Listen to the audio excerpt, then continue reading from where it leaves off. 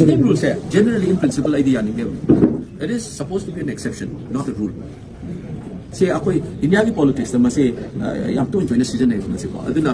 constitutional order ma fail oi ri haira ga the center ki responsibility law ga moi to ma tong ne adu lu ri di akoi ki hogong na ngari se na bai tai kam tawri state government ki failure si dai da mo khoi ani ma double engine ani yaw ri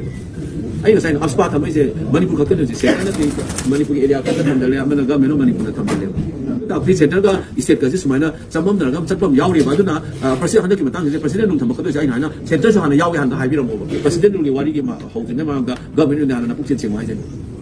adu moi na puk chen chen na bang mai su ka ri ma da akoi gi hujik pa le ba le ngak se moi da asing no lep da nan chi da mang nge hai se imit mang na ina ko ma ko ro ne akoi gi congress da hana gi sim mo bi ro ma na central leader se ka ri ton da karam ba khon da da karam ba wahi hai ra ki ge se madu gi gat do ai akoi adu